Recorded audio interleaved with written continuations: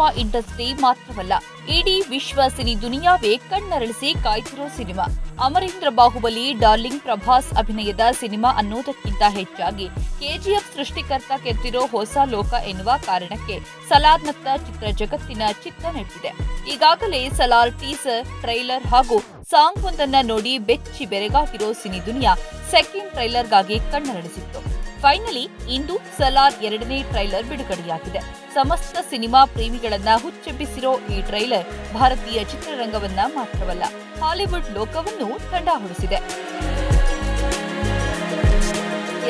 ಸಲಾರ್ ಸಿನಿಮಾದಲ್ಲಿ ಹಾಲಿವುಡ್ಗೆ ಸೆಡ್ಡು ಹೊಡೆಯುವಂತಹ ಆಕ್ಷನ್ ಸೀಕ್ವೆನ್ಸ್ಗಳಿವೆ ಎಂಬ ಸುದ್ದಿಯೊಂದನ್ನ ಕೇಳಿದ್ವಿ. ಇದೀಗ ಟ್ರೈಲರ್ ನೋಡಿದ ಮೇಲೆ ಗೊತ್ತಾಗ್ತಿದೆ, ಸಲಾರ್ ಸಿನಿಮಾದ ಸಾಹಸ ದೃಶ್ಯಗಳು ಹಾಲಿವುಡ್ಗೆ ಸೆಡ್ಡು ಹೊಡೆಯುವುದು ಮಾತ್ರವಲ್ಲ, ಹಾಲಿವುಡ್ ಸಿನಿಮಾ ಮೀರಿಸುತ್ತೆ ಅಂತ. At the same time Salaar south cinema ಅಂಗಳದಲ್ಲಿ ಮಾತ್ರವಲ್ಲ, ವಿಶ್ವ ಸಿನಿ ದುನಿಯಾದಲ್ಲಿ ನಯಾ ಸಂಚಲನ ಮೂಡಿಸುವ ಎಲ್ಲಾ ಲಕ್ಷಣಗಳು ಕಾಣ್ತಿದೆ. ನೀಲ್ ಸೃಷ್ಟಿಸಿರೋ ನಯಾ ಲೋಕಕ್ಕೆ ಪ್ಯಾನ್ ಇಂಡಿಯಾ ಪ್ರೇಕ್ಷಕರು ಮಾತ್ರವಲ್ಲ, ಪ್ಯಾನ್ ವರ್ಲ್ಡ್ ಮಂದಿ ಕೂಡ ಬಹುಪರಾಕ್ ಹಾಕೋದ್ರಲ್ಲಿ ನೋ ಡೌಟ್ ಅಂತ ರಿಲೀಸ್ ಆಗಿರೋ 2ನೇ ಟ್ರೈಲರ್ ಹೇಳ್ತಿದೆ. ಸಲಾರ್ ಸಿನಿಮಾವನ್ನ ಬರೋಬ್ಬರಿ 200 ಕೋಟಿ ಬಜೆಟ್ನಲ್ಲಿ ನಿರ್ಮಿಸಲಾಗಿದೆ ಎನ್ನಲಾಗ್ತಿದೆ.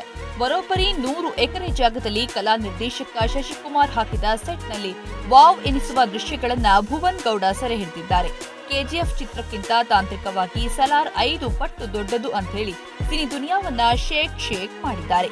ಡಾರ್ಲಿಂಗ್ ಪ್ರಭಾಸ್ ಜೊತೆಗೆ ಪೃಥ್ವಿರಾಜ್ ಸುಕುಮಾರನ್, ಶ್ರುತಿ ಹಾಸನ್, ಟಿನ್ನು, ಆನಂದ್, ಜಗಪತಿ ಬಾಬು, ಶ್ರೇಯಾ ರೆಡ್ಡಿ, ಈಶ್ವರಿ ರಾವ್ ಸೇರಿದಂತೆ ಸ್ಟಾರ್ ನಟ ನಟಿಯರ ಸಮಾಗಮ ಇಲ್ಲಾಗಿದೆ. ವಿಶೇಷ ಅಂದ್ರೆ ಸಲಾರ್ನಲ್ಲಿ ಧಗಧಗಿಸಿರೋ ಅವಕಾಶ ಪ್ರಮೋದ್ ಅಲಿಯಾಸ್ ಪಂಜು, ಕೆಜಿಎಫ್ ಖ್ಯಾತಿಯ ಗರುಡಾರಾಮ್, ಮಧುಗುರುಸ್ವಾಮಿ ಸೇರಿದಂತೆ ಇನ್ನೂ ಹಲವು ಕನ್ನಡ ಕಲಾವಿದರಿಗೆ ಸಿಕ್ಕಿದೆ.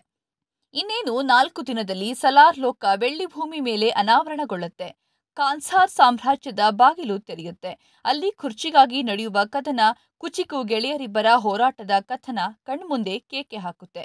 ಆ ಕ್ಷಣಕ್ಕೆ ನಾವು ನೀವೆಲ್ಲರೂ ಸಾಕ್ಷಿಯಾಗೋದಕ್ಕೆ ಕೌಂಟ್ ಡೌನ್ ಶುರುವಾಗಿದೆ.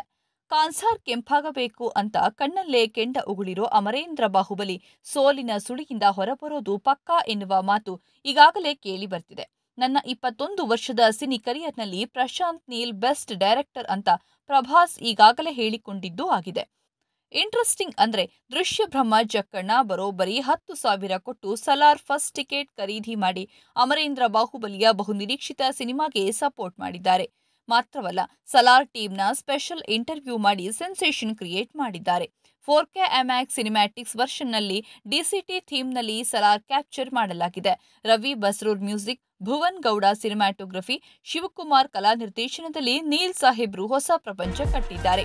ಹೊಂಬಾಳೆ ಮಾಲೀಕರು ನೀರಿನಂತೆ ಹಣ ಚೆಲ್ಲಿದ್ದಾರೆ. ಇಂಟ್ರೆಸ್ಟಿಂಗ್ ಅಂದ್ರೆ for the first time Prabhas ಹಾಗೂ ಕಿಂಗ್ ಖಾನ್ ಶಾರುಖ್ ಮುಖಾಮುಖಿಯಾಗಿದ್ದಾರೆ. ಕೆಜಿಎಫ್ ಮುಂದೆ ಕಿಂಗ್ ಖಾನ್ 0 ಚಿತ್ರ ಮಕಾಡೆ ಮಾಡಿತ್ತು.